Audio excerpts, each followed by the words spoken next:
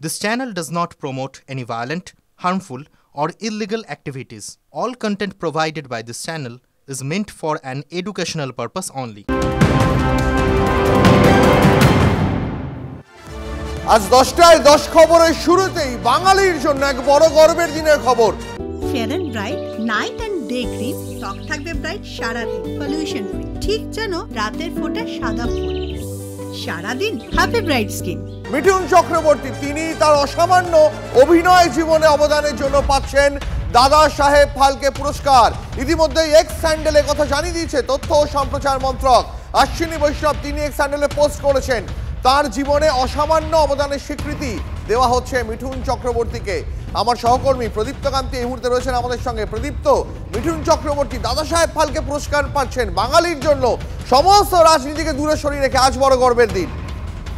একেবারেই ঠিক সে কথা বলা যায়। এবং অশ্বিনী বৈষ্ণব যে কথা তিনি এক্স স্যান্ডেলে বলছেন যে কলকাতার একেবারে রাস্তা থেকে উঠে এসে যে অসামান্য যোগ্যতায় দক্ষতায় পৌঁছেছেন মিঠুন চক্রবর্তী, সে কারণেই তাকে এই পুরস্কারে ভূষিত করা হচ্ছে। এবং 8ই অক্টোবর 2024 অর্থাৎ আর কয়েকদিনের মধ্যেই এই পুরস্কার তার হাতে তুলে দেওয়া হবে।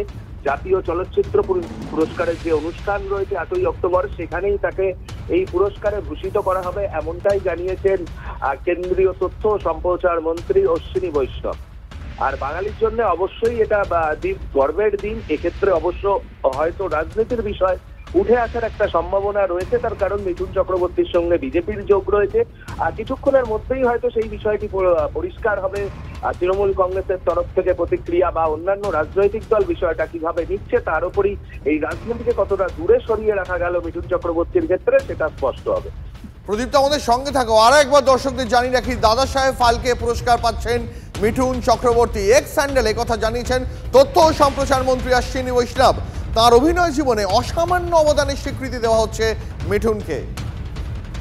নিঃসন্দেহে বড় খবর। প্রদীপ্তর কাছে আরো একবার যাই। প্রদীপ্ত, মিঠুন চক্রবর্তী অবশ্যই তিনি অভিনেতা, তার অভিনয় জীবন নিয়ে কেউ প্রশ্ন তোলেনি, তার অভিনয় দক্ষতা নিয়ে কেউ কোনোদিন প্রশ্ন তোলেনি, কিন্তু পাশাপাশি তিনি তো রাজনৈতিক ব্যক্তিত্ব, তার রাজনৈতিক শিবির বদল নিয়ে চর্চা হয়েছে। আজকে এই ঘটনার পর আমরা তো অবশ্যই রাজনৈতিক মহল কি বলে সেদিকেও তাকিয়ে থাকবো, তাই না? হ্যাঁ শুভজিৎ, অবশ্যই সেদিকেও তাকিয়ে রয়েছে রাজনৈতিক মহল এবং আমরাও থাকবো। তার কারণ মিঠুন চক্রবর্তীর অভিনয় নিয়ে কখনোই কেউ প্রশ্ন না তুললেও বারংবার তার সঙ্গে বিজেপির সংযোগ নিয়ে এ রাজ্যের শাসক কিন্তু প্রশ্ন তুলেছে। আর কেন্দ্রীয় তথ্য সম্প্রচার মন্ত্রী তিনি বলছেন যে দাদা সাহেব ফালকের যে জুরি সিলেকশন কমিটি রয়েছে তারা এবার মিঠুন চক্রবর্তীকে বেছে নিয়েছেন এই পুরস্কারের জন্য। এবং কলকাতার একেবারে রাস্তা থেকে উঠে এসে যে অসামান্য দক্ষতায় মিঠুন চক্রবর্তী নিজেকে নিয়ে গিয়েছেন সিনেমা জগতে, সেই কারণেই তাকে পুরস্কৃত করা হচ্ছে। এর সঙ্গে রাজনীতির কোনো সম্পর্ক নেই, অন্তত বিজেপির তরফ থেকে সে কথা বলা হবে। আর কিন্তু তৃণমূল কংগ্রেসের তরফ থেকে আমরা দেখেছিলাম প্রজাপতির সময় যেভাবে কুণাল ঘোষরা সরব হয়েছিলেন, দেব তার সঙ্গে অভিনয় কেন করছেন, মিঠুন চক্রবর্তীর সঙ্গে একসঙ্গে মঞ্চ কেন শেয়ার করছেন, এবং মিঠুন চক্রবর্তী এই কারণেই কি দলবদল করেছিলেন কিনা, এই সমস্ত প্রশ্ন হয়তো শুভজিৎ কিছুক্ষণের মধ্যেই চর্চার কেন্দ্রবিন্দু হয়ে উঠতে পারে এ রাজ্যের রাজ্য রাজনীতিতে। কিন্তু তার যে অবদান সিনেমার ক্ষেত্রে সেটা নিয়ে নিঃসন্দেহে কোথাও কোনো সন্দেহ থাকার জায়গা নেই, অন্তত তেমনটাই বিশেষজ্ঞরা মনে করছেন। কিন্তু মিঠুন চক্রবর্তী যেহেতু বিজেপির ন্যাশনাল এক্সিকিউটিভ কমিটির মেম্বার এবং বিজেপির মঞ্চে তাকে একাধিকবার দেখা গিয়েছে, তিলোত্তমার ঘটনাতেও তাকে কলকাতাতে মিছিল করতে দেখা গিয়েছে, বিজেপির ধর্ণা মঞ্চে এসে তিনি নবান্ন অভিযানের কথাও বলেছেন। ফলে এই জায়গা থেকে মিঠুন চক্রবর্তীর পুরস্কার পাওয়ার পর রাজনৈতিক মহল কিভাবে দেখে, কতটা কাটাছেঁড়া করে, সেদিকে অবশ্যই সকলের মতো আমাদেরও নজর থাকবে। মানে এখনো পর্যন্ত কোনো প্রতিক্রিয়া পাওয়া যায়নি, তাই তো? দেখো শুভজিৎ, এখনো পর্যন্ত আনুষ্ঠানিকভাবে তৃণমূল কংগ্রেসের তরফ থেকে রাজ্যের প্রধান শাসক দল, রাজ্যের শাসক দলের তরফ থেকে কিন্তু এখনো কোনো প্রতিক্রিয়া মেলেনি। তার কারণ কিছুক্ষণ আগে কেন্দ্রীয় তথ্য সম্প্রচার মন্ত্রী অশ্বিনী বৈষ্ণব তিনি তার এক্স হ্যান্ডেলে এই বিষয়টি সামনে নিয়ে এসছেন। ফলে হয়তো দেখা যাক, হয়তো কিছুক্ষণের মধ্যেই তৃণমূল কংগ্রেসের তরফ থেকে এই বিষয়ে প্রতিক্রিয়া মিলবে। সঙ্গে থাকো প্রদীপ্ত, আসবো তোমার কাছে। নিঃসন্দেহে বড় খবর, দাদা সাহেব ফালকে পুরস্কার পাচ্ছেন মিঠুন চক্রবর্তী। এক্স মাধ্যমে জানিয়েছেন তথ্য ও সম্প্রচার মন্ত্রী অশ্বিনী বৈষ্ণব।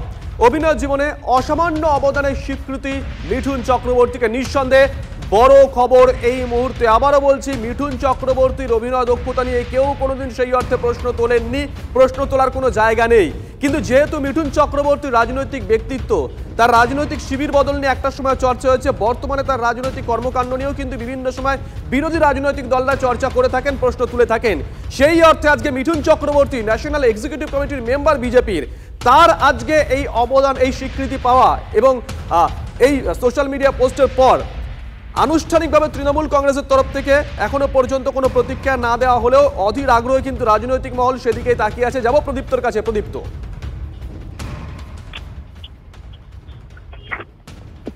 প্রদীপ্ত, শুনতে পাচ্ছ? দেখো শুভজিৎ, অবশ্যই সকলেই সেদিকে তাকিয়ে রয়েছে, আর তার কারণ তার সিনেমার যে অবদান রয়েছে সেই অবদানের কথা মাথায় রেখেই কিন্তু আইকনিক যে অবদান ভারতের সিনেমা জগতে মিঠুন চক্রবর্তীর রয়েছে সেই বিষয়টিকে মাথায় রেখেই এই দাদা সাহেব ফালকে পুরস্কারে তাকে ভূষিত করা হচ্ছে। এবং দাদা সাহেব ফালকে প্রদীপ্ত আমাদের সঙ্গে থাকো, তোমার কাছে আসছি। তবে এই মুহূর্তে অভিনেতা এবং বিজেপির আরেক নেতা রুদ্রনীল আমাদের সঙ্গে রয়েছেন। রুদ্রনীল, আমরা সমস্ত দলীয় রাজনীতিকে সরিয়েও যদি রাখি, একজন বাঙালি হিসাবে মিঠুন চক্রবর্তী তার অভিনয়, অসাধারণ অভিনয়ের জন্য তিনি দাদা সাহেব ফালকে পাচ্ছেন, আপনার প্রতিক্রিয়া?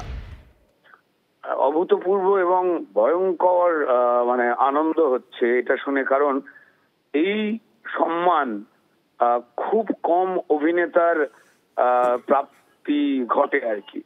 মিঠুন চক্রবর্তীর এই যে দু ধরনের যে সিনেমা, একদিকে এন্টারটেনমেন্ট মনোরঞ্জনের জন্য বিনোদনমূলক শুধু সিনেমা, তার একটা দিকে তার ভয়ঙ্কর প্রভাব, এবং তার সঙ্গে সঙ্গে সারা পৃথিবীতে সমাদৃত যে আর্ট ঘরানার সিনেমা, যা বিষয়বস্তু নির্ভর এবং প্রবলভাবে অভিনয় নির্ভর, এই দুটোকে মিলিয়ে মিঠুন চক্রবর্তীর প্রশংসা পৃথিবী জোড়া রয়েছে। ব্যাস, আপনাকে অনেক ধন্যবাদ। আপনাকে অনেক ধন্যবাদ। কথা বলছিলাম বিজেপি নেতা এবং অভিনেতা রুদ্রনীল ঘোষের সঙ্গে। টেলিফোনে এই মুহূর্তে আমাদের সঙ্গে রয়েছেন কমলেশ্বর মুখোপাধ্যায়, পরিচালক। কমলেশ্বর বাবু, শুভজিৎ রয়েছে, আমার সঙ্গে দীপও রয়েছে।